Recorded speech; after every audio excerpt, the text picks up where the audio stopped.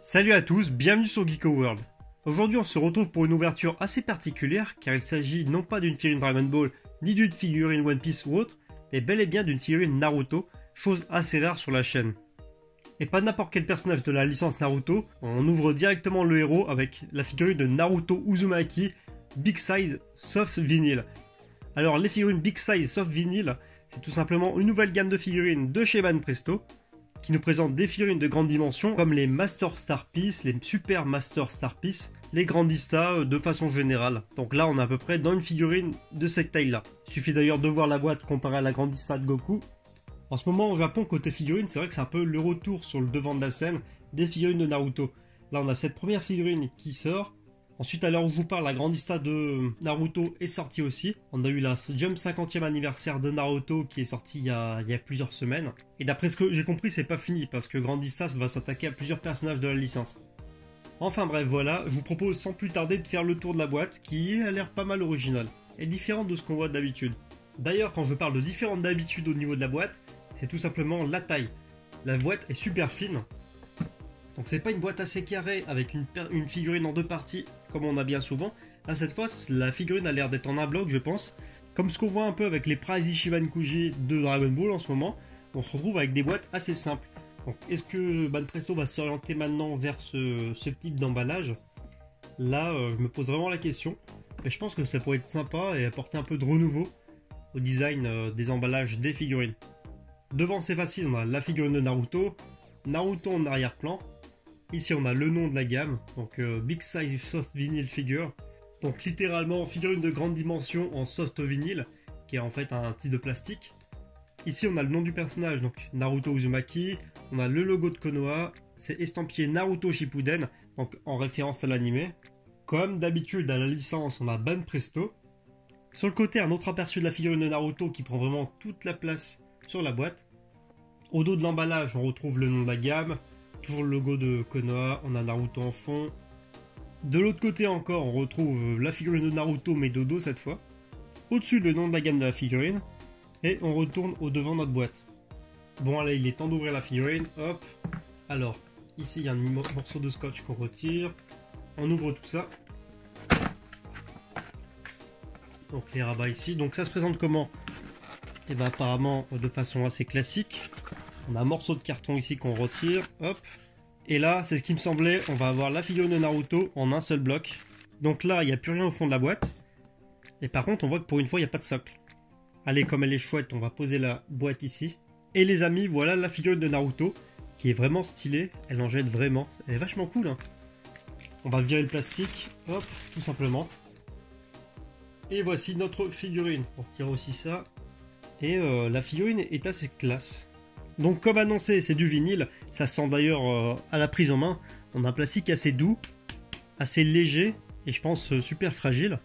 On n'a pas l'habitude de voir ça sur les figurines. Pour une fois aussi, la figurine n'est pas statique, c'est-à-dire que c'est pas une pose muséum. On peut bouger les bras de la figurine. Donc par exemple là le bras, on peut le lever. On peut lever, je suppose, le deuxième bras. Le bassin peut bouger aussi légèrement. On va pas trop forcer dessus non plus. Non, par contre, elle, la tête ne bouge pas, étonnamment. Qu'est-ce qu'on a d'autre qui peut bouger? Et bah, c'est tout. Donc, on a buste qui bouge légèrement ici. Et les bras. Et si on essaye de tirer, ça tient. Donc, ça confirme encore une fois que la figurine est en un seul bloc. Donc, vous l'aurez compris, mais la figurine est super jolie. Après avoir analysé brièvement la figurine, je peux vous dire déjà tout de suite que son point fort, c'est la tête. Le visage est super bien fait, les cheveux sont super bien faits. On n'a pas d'effet un peu paquet, un peu pâté sur les cheveux. Donc c'est vraiment bien rendu et c'est pas du tout dégueulasse. Le corps est honnête, c'est vraiment sympa. Donc que ça soit les jambes, les bras, le torse, tout est plutôt bien sculpté, c'est pas mal. Par contre, je vous épargne les détails sur la modélisation des poings, qui est tout simplement approximative et dégueulasse. Et la modélisation des doigts de pied de Naruto, où là c'est carrément un seul bloc complètement dégueulasse. Et on voit un peu de peinture qui a débordé. Je vais vous montrer ça juste après, mais c'est pas joli joli. Derrière c'est pareil, donc en termes de colorisation c'est propre, c'est joli. Rien de fou, on reste dans un aspect assez classique. On a quand même pas mal d'efforts au niveau du sculpte ici, avec un effet de plissage au niveau des vêtements. Donc on a pas mal de plis là, on en a un peu sur les bras. Les motifs sont plutôt bien rendus et c'est assez propre. Donc le petit motif rouge ici, l'autre petit motif sur le bras de Naruto, la petite sacoche, L'étui pour le kunai est plutôt bien fait aussi. Sur le côté par contre, quand on regarde un peu la figurine comme ça, on peut constater quelques petits défauts. Ce que j'entends par défaut, c'est principalement au niveau de la peinture. Donc comme c'est du soft vinyle, c'est un plastique assez fragile. Et je pense qu'au niveau de la colorisation, le moins d'impact, ça défonce un peu la peinture. Donc ce qui fait que ici, on a une méchante trace blanche sur la peinture, ça fait un peu dégueulasse. On a une trace noire ici sur la partie orange du bas du pantalon. Ici on a un petit éclat un peu dégueulasse de plastique qui ressort. Ce qui est dommage, je pense que c'est un problème au niveau du moulage de la figurine qui devait être en un seul bloc au moment de sa sortie. Ce qui est dommage et qu'il faut vraiment, c'est donc les mains. Donc par exemple ici, je vous le montre, c'est vraiment approximatif. Donc voilà, ici on peut voir les mains. C'est pas joli, ça fait un peu effet pâté. Là on s'en rend un peu compte. Il y a une trace de jointure au milieu des mains, comme ça. Et elle traverse en diagonale toute la main. Donc ça passe par le poing. Et ça va juste derrière aussi ici.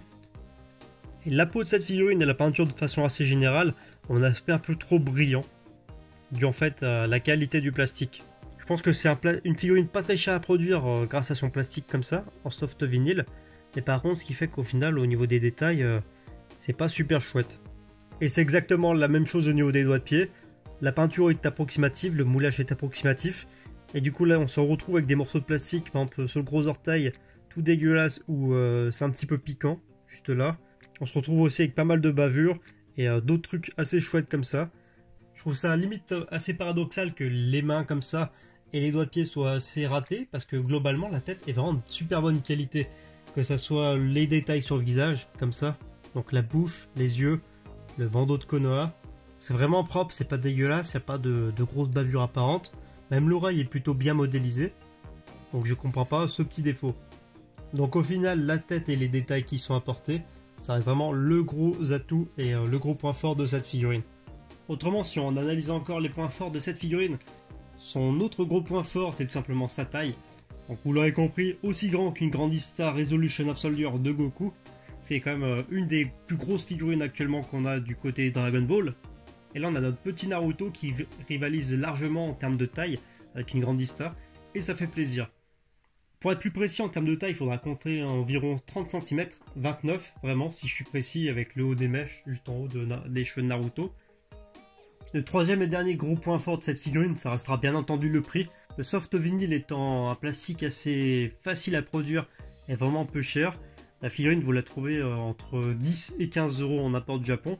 Je ne sais pas du tout si elle est cartonnée, donc en termes de quantité et de facilité de mettre la main dessus, je ne sais pas du tout ce que ça donne. Mais en tout cas, c'est une figurine vraiment pas chère, abordable, de grande dimension, avec un détail vraiment sympathique. Donc posée sur une étagère ou alors à côté de tomes de Naruto pour faire par exemple serre-livres, comme ça pour faire tenir les livres, etc. C'est plutôt pas mal, c'est joli et ça permet d'avoir une petite pièce de collection sans trop se ruiner. Si ça vous intéresse, sachez que cette figurine a été achetée sur le site Ninoma, qui est un site d'import de figurines japonaises, qui est un site d'ailleurs que je vous recommande par la qualité, par la réactivité du staff et de l'équipe en général. Les colis sont toujours super bien protégés, et en termes de figurines, il y a vraiment un vaste choix, et c'est assez intéressant, à des prix qui sont bien souvent raisonnables, voire super attrayants. Donc je vous laisse un petit logo, voire même l'adresse dans la description. C'est un site où j'achète vraiment plus de la moitié de mes figurines, n'hésitez pas à y aller, c'est toujours sympa. Voilà, c'est tout pour cette vidéo, j'espère qu'elle vous a plu. Pour une fois, j'essaie de prendre les choses un peu plus différemment que d'habitude, en termes de présentation de la figurine. J'essaie d'avoir un truc beaucoup plus posé et un peu plus cool en termes général. Donc je sais pas quel sera le ressenti au final après montage de la vidéo, mais n'hésitez pas à m'en faire part de vos réactions et de vos avis par rapport à ça dans les commentaires. Autrement, si la vidéo vous a plu, je peux que vous conseiller et vous inviter à vous abonner à la chaîne. Il y a régulièrement ce genre de contenu et il y a de plus en plus de figurines de Naruto, sachant que ça ressort un petit peu plus. C'est à nouveau un peu de tendance au Japon, j'ai l'impression. N'hésitez pas non plus à me rejoindre sur les réseaux sociaux, donc notamment Facebook et Twitter. Si vous cherchez les adresses ou comment me rejoindre sur les réseaux sociaux, vous avez les liens juste en bas. Donc mon Twitter et mon Facebook. Et sur ce, j'ai envie de vous dire à bientôt pour une prochaine vidéo.